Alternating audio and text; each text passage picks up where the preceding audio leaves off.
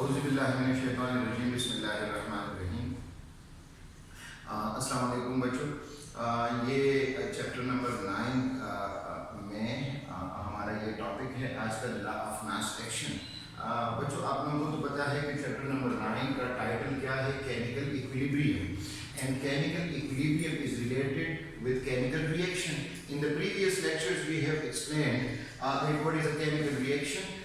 ये मैंने आप लोगों को बेटा एक्सप्लेन कर दिया था कि केमिकल रिएक्शन क्या है। when reactants are mixed with each other, their particles they start colliding with each other, and during these collisions some collisions are energetic in nature, in which the previous bonds are broken down and new bonds are formed. In this way reactants they are changed into products.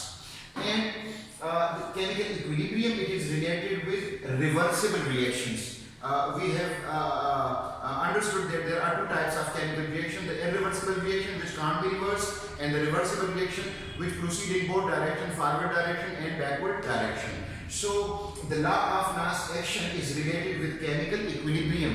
What is chemical equilibrium? Chemical equilibrium is the condition of a reversible reaction in which the rate of forward reaction becomes equal to the rate of reverse reaction. Now what happens in the rate of forward reaction? Products are synthesized.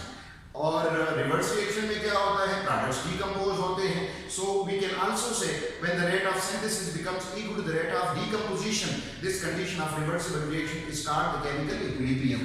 So the law of mass action it is related with chemical equilibrium. Now we will observe the textual profile of this topic. The topic is the law of mass action. The textual profile for this law of mass action is given here. Textual profile जो book में facts दिए हुए हैं इस law के base पे, वही textual profile यहाँ मैंने डिस्प्ले कर दिया है. इसमें टेक्सचुअल प्रोफाइल में सबसे फर्स्ट क्या है? पायनियर्स. पायनियर्स क्या है? Pioneers are the scientist who present a law. Pioneers. Second इसका टेक्सचुअल पॉइंट स्टेटमेंट.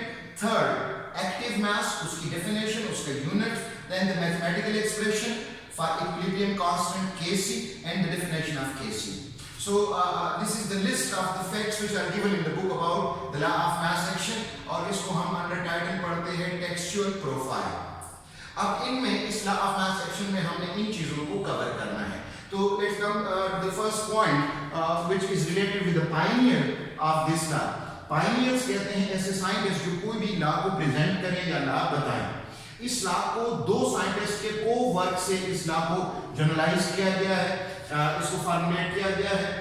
एक साइंटिस्ट का नाम है CM Guldberg and T Waage. इन दो साइंटिस्ट से CM Guldberg and T Waage, they collectively work and they formulated the law of mass action. Now the second textual profile point is the statement. Statement: the rate at which a reversible reaction proceeds. But you keep in mind that a reversible reaction it proceeds in both direction, forward direction and backward direction. And the rate at which a reaction proceeds, what does this mean? कि जिस speed से chemical reaction हो रहा है, और यहाँ chemical reaction कौन सा है? The rate, the speed at which a chemical reaction proceeds. And which chemical reaction? Reversible reaction. The speed at which a reversible reaction proceeds. तो ये चीज ध्यान में ले आए कि रिवर्सिबल रिएक्शन फॉरवर्ड डायरेक्शन में भी प्रोसीड करता है और बैकवर्ड डायरेक्शन में भी. इसका मतलब क्या होगा? ये कंबाइंड स्टेटमेंट है. The rate at which forward reaction proceeds and the rate at which reverse reaction proceeds. The rate at which a reversible reaction proceeds is directly proportional to the product of active masses of reactants. एक तो ये चीज बेटा जहन में इसकी statement में मैं कुछ पॉइंट्स को अंडरलाइन कर रहा हूं कि इन पॉइंट्स को हमने समझना है, तब हमें इस लॉ की स्टेटमेंट की समझ आ जाएगी. The rate at which a reversible reaction proceeds, जिस स्पीड से एक रिवर्सिबल रिएक्शन प्रोसीड करता है फॉरवर्ड डायरेक्शन में और रिवर्स डायरेक्शन में, ये स्पीड डायरेक्टली रिलेटेड है किसके साथ? The product of active masses of reactants. The product of active masses of reactants का मतलब क्या है? एक्टिव मास किसे कहते हैं? यहाँ मैंने एक्टिव मास की डेफिनेशन लिख दी है. The molar concentration of reactants in products per unit volume of reacting system. अगर हम किसी reacting system में, यानी for example इस conical flask में we are carrying out chemical reaction in this conical flask. So this is a reacting system. इसके अंदर reactants के molecule हमने enclose किए हुए हैं and they are freely moving, for example gas के रिएक्टेंट्स के मॉलिक्यूल है, फ्रीली मूविंग मॉलिक्यूल है, तो ये कलेक्टिवली ये फ्लास्क हमारे पास क्या हुआ, this is a reacting system, इसको we call it the reacting system, this is a reacting system, और ये जो स्पेस है inside this reacting system, it is called the volume of that reacting system. So it is the molar concentration of reactants and products per unit volume of reacting system. यानी reactants और products के कितने moles हैं, और मोल किस चीज को बताते हैं, reacting particles को, atoms, molecules and ions. अब इसका यूनिट हमने ध्यान में रखना है कि ये फिजिकल क्वांटिटी है, यूनिट क्या है, number of moles per unit volume है, तो इसलिए ये आ जाता है मोल पर dnq. अब जब इसमें हम कहते हैं number of moles per unit volume, तो एक क्वांटिटी है नंबर ऑफ मोल्स और दूसरी क्वांटिटी क्या है, volume of the reacting system. So इस बेस पे मोल के लिए यूनिट हम बच्चों क्या यूज करते हैं, MOL, और वॉल्यूम के लिए क्या है, डेसीमीटर क्यूब. सो मोल पर decimetre cube is the main unit of this.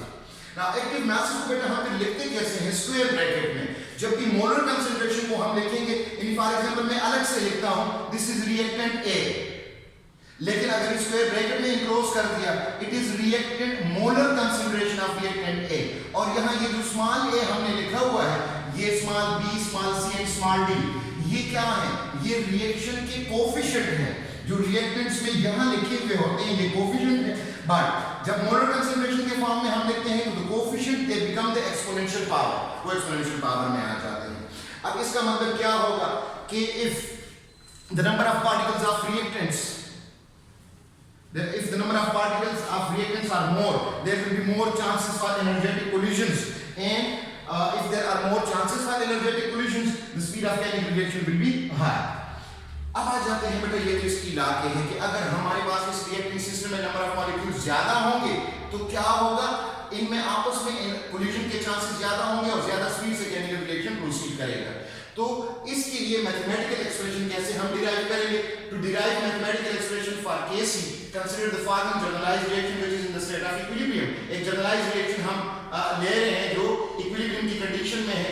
Reactant A moles of reactant A plus B moles of reactant B, when they react they form C moles of product C and D moles of product D. ये एक generalised reaction है and this reaction is in the state of equilibrium. State of equilibrium में क्या मतलब कि rate of forward reaction is equal to the rate of reverse reaction. Now the rate of forward reaction is designated with RF and it is directly proportional to the product. ये आप ध्यान रखिए, अक्सर बच्चे इसमें मिस्टेक कर लेते हैं, यहाँ प्लस का साइन डाल देते हैं. Product mean multiplication. Molar concentration of reactant A multiplied by molar concentration of reactant B. So इसको रिलेशन है, ये जो साइन है ये रिलेशन को शो करता है. इस रिलेशन को इक्वेशन के फॉर्म में लाने के लिए हम प्रोपोर्शनलिटी कांस्टेंट यूज करेंगे KF. ये हमारे पास अब इक्वेशन आ गया.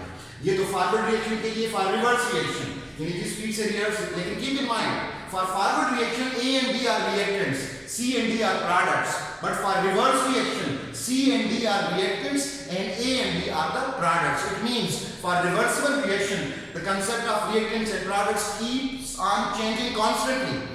For forward reaction the substances present on left side are reactants and the substances present on right side of the reaction they are the products. But for reverse reaction these are the reactants and these are the products. So R is rate of reverse reaction, it is directly proportional to, क्योंकि मैंने आपको बता दिया ये reactant है, इनकी concentration ज्यादा होगी, एनर्जेटिक कोलिजन के चांसेस ज्यादा होंगे और रिवर्स रिएक्शन की स्पीड ज्यादा होगी. So R is directly proportional to the product of molar concentration या active masses of reactant C and D. और R ये रिलेशन है, इसको इक्वेशन के फॉर्म में कन्वर्ट करने के लिए व्हाट वी डू, हम एक कांस्टेंट यूज करते हैं, दैट कांस्टेंट इज KR.